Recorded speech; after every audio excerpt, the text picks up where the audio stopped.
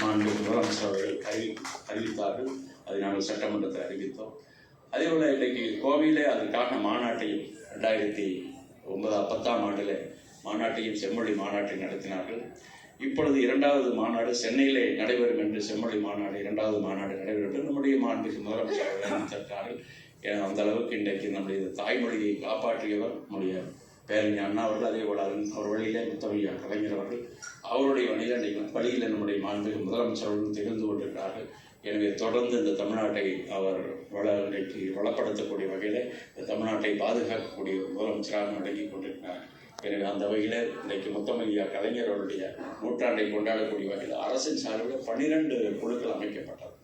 அதில் நாங்கள் கூட இதழாளர் குழுவுக்கு தலைவராக பொறுப்பேற்றிருந்தேன்.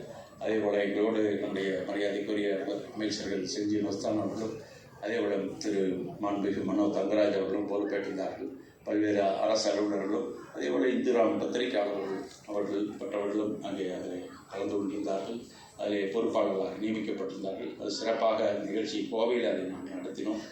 அந்த வகையில் சிறப்பான ஒரு நூற்றாண்டு விழாவும் தொடர்ந்து பல்வேறு நிகழ்ச்சிகள் மூலமாகவும், அதே போல் மக்களுக்கு பயனுள்ள வகையில் இன்றைக்கு அரசின் சார்பில் திட்டங்களும் வழங்கப்பட்டது என்று இந்த நேரத்தில் நினைவு கூர்ந்து இந்த சிறப்பான நிகழ்ச்சியை கலந்து நம்ம எல்லாம் சந்தித்து மகிழ்ச்சி அடைந்து அடுத்து தமிழ்நாடு இயலசி நாடாளுமன்றத்தில் பொன்விழா நிகழ்ச்சியும் சந்திப்போம் என்பதை இந்த நேரத்தில் தெரிவித்து வாய்ப்புகள் நன்றி.